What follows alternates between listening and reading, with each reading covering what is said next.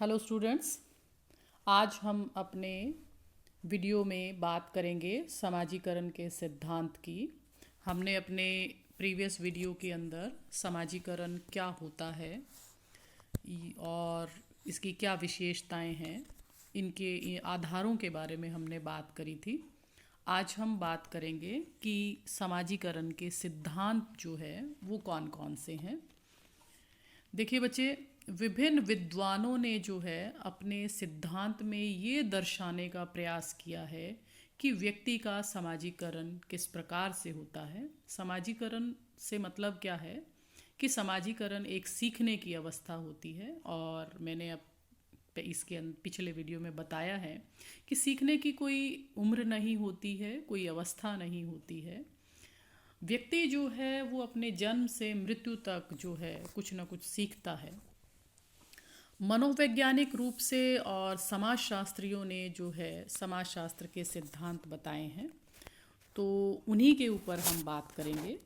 तो सबसे पहले जो अपन बात करेंगे वो है कूले का सिद्धांत। देखिए, C.H. कूले एक अमेरिकन समाजशास्त्री रहे हैं, और उनकी जो पुस्तक थी जिसका नाम है human nature and the social order, इसके अंदर जो है उन्होंने समाजीकरण के सिद्धांत को बताया है।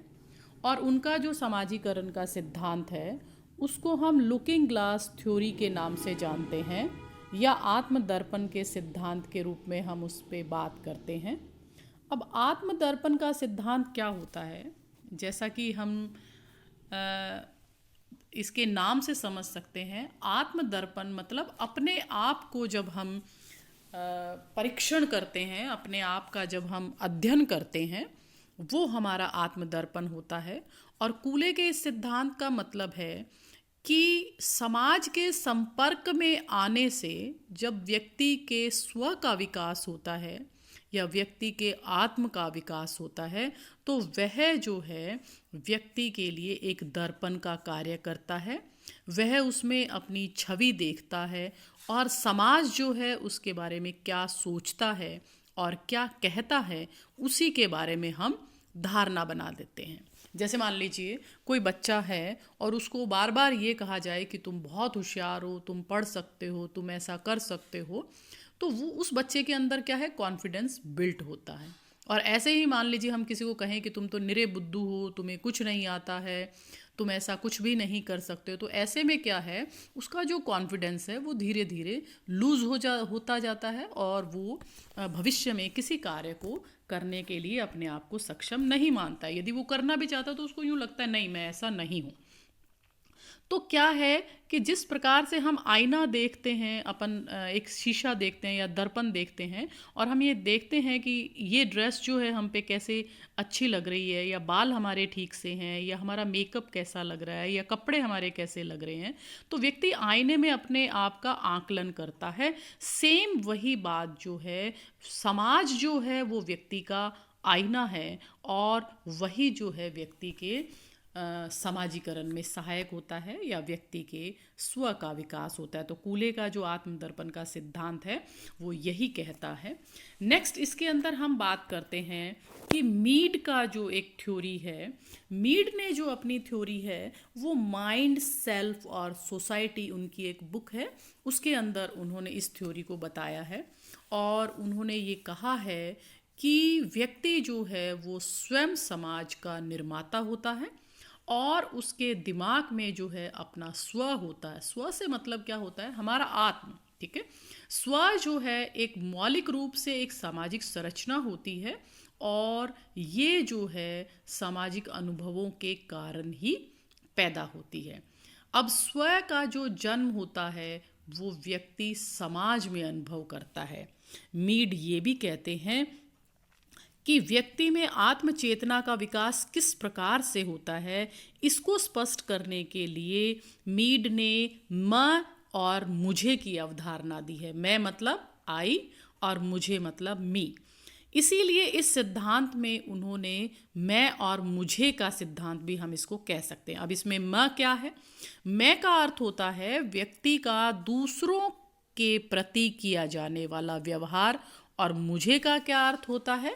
मुझे का अर्थ होता है व्यक्ति द्वारा किए गए व्यवहार का दूसरों के ऊपर क्या प्रभाव पड़ता है और वह उसको आंतरिकृत मतलब खुद के अंदर स्वीकार करता है या नहीं। तो मैं और मुझे में जो है व्यक्ति के स्व का विकास होता है। अब इसके अंदर उन्होंने अनुकरण या संकेत या भाषा के माध्यम से भी व्यक्ति जो है या बच्चा जो है दूसरों के व्यवहारों को ग्रहण करता है। और इस स्थिति में मीड जो कहते हैं कि जब व्यक्ति दूसरों के जो है विचारों से अपना विकास करता है तो उसके आत्म का विकास होता है। ये जो है अवस्था मीड के सिद्धांत की है। अब हम बात करते हैं तीसरा सिद्धांत जो समाजीकरण के अंदर आता है, वो है व्यक्ति जो है फ्रायड का सिद्धांत। अब फ्रायड जो है, क्योंकि वो एक साइकोलॉजिस्ट थे, मनोवैज्ञानिक थे, और वो ये कहते थे कि मानव का समस्त व्यवहार जो है एक लिबिडो के अंतर्गत चलता है। लिबिडो क्या होता है? काम प्रवृत्तियों से तय होना। ठीक है। फ्रायड ने जो है वो समाजीकृत अन्य की भी अवधारणा दी है, और इसके अंदर जो है फ्रायड ने अपने सिद्धांत को में बताया है कि व्यक्ति का अधिकांश जो भाग है या व्यक्ति का व्यक्तित्व है जो है वो 3 चीज़ों से होकर गुजरता है। एक तो है इड, आईडी, अहम मतलब ईगो जिसको हम कहते हैं, और लास्ट जो है वो है परा अहम जिसको हम सुपर ईगो के नाम से भी जानते हैं। अब इड क्या है? इड जो है व्यक्ति की मूल प्रवृत्तियां हैं, प्रेरणाएं हैं, उसकी ऐसी इच्छाएं भी हैं जो शायद समाज में मान्य ना हो, पर क्योंकि वो कर सकता है। इच्छा तो व्यक्ति की कोई भी हो सकती है, तो उसके स्वार्थ भी हो सकते हैं। इड के अंदर क्या है? नैतिक अनैतिक, अच्छे बुरे का कोई प्रश्न नहीं होता है। इसमें व्यक्ति जो है नेगेटिव विचार भी ले सकता है और पॉजिटिव भी ले सकता है। अब हम दूसरी प्रकरण पे आते हैं, अहम। अहम क्या होता है कि ये जो है जिसको हम ईगो भी कहते हैं, वो व्यक्ति के स्व का चेतन और एक तार्किक पक्ष होता है जो व्यक्ति को सामाजिक परिस्थितियों के अनुकूल व्यवहार करने का निर्देश देता है। अब ईगो तो क्या कहता है कि आप समाज के अनुकूल व्यवहार करें, परंतु इड क्या कहता है कि व्यक्ति स्वच्छंद है, व्यक्ति का मन स्वतंत्र है, वो कोई भी क्रिया जो है वो कर सकता है। और अब हम लास्ट पे बात आती है परा अहम या सुपर ईगो। ये जो है इस इड और ईगो दोनों के एक परिष्कृत अवस्था होती है जिसको हम सुपर ईगो कहते हैं। इसमें क्या है कि ये व्यक्ति के मूल्यों आदर्शों का एक संयोग होता है जिसे व्यक्ति आत्मसात करता है, और उसी से वह अपने व्यक्तित्व का विकास करता है। तो सुपर ईगो जो है व्यक्ति की पर्सनैलिटी डेवलपमेंट करने में सहायक होता है। ठीक है। इसको एक छोटे से एग्जाम्पल से यदि हम समझें कि मान लीजिए हमारा जो मन है वो मिठाई खाने के लिए कर रहा है, हमें भूख लग रही है। अब भूख को जो है आप एक खाने से भी शांत कर सकते हो, भूख को आप मिठाई से भी शांत कर सकते हो। अब उस भूख को शांत करने के लिए हमारा ईगो क्या कहता है कि हमें मेहनत करनी चाहिए, पैसा कमाना चाहिए, और अगर परिस्थितियां अनुकूल हो तो हमें चोरी करके वो जो है मिठाई जो है वो चुपचाप खा भी लेनी चाहिए। अब इस प्रकार क्या है, इड कह रहा है कि आप चोरी करके भी खा सकते हो, छुपा के भी खा सकते हो, और आपका ईगो क्या कह रहा है कि नहीं, हमें इसके लिए मेहनत करनी है, पैसा कमाना है।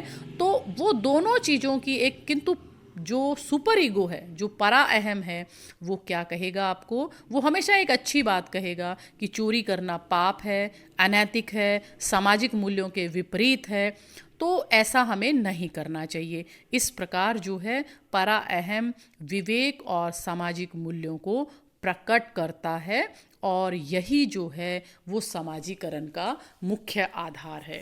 तो ये जो है 3 थ्योरी थी जो कि मैंने आपको बताई है, जिसमें कूले का आत्मदर्पण का सिद्धांत है, और मीड का जो है वो समानीकृत अन्य का सिद्धांत है, और फ्रायड का जो है वो इड, ईगो और सुपर ईगो के अंदर जो है व्यक्ति जो द्वंद्व में रहता है, इस तरीके का एक सिद्धांत है। और तीनों ही सिद्धांत जो है वो समाजीकरण के विकास में सहायक होते हैं। व्यक्ति समाजीकरण, जब व्यक्ति का विकास होता है, व्यक्ति अपनी पर्सनैलिटी को डेवलप करता है, तो वो इन तीनों सिद्धांतों के जो है अंदर से होकर गुजरता है। तो ये 3 सिद्धांत थे जो कि बहुत इम्पॉर्टेंट है समाजीकरण के। तो इसी के साथ मैं अपने टॉपिक को ख़त्म करती हूँ। Thank you.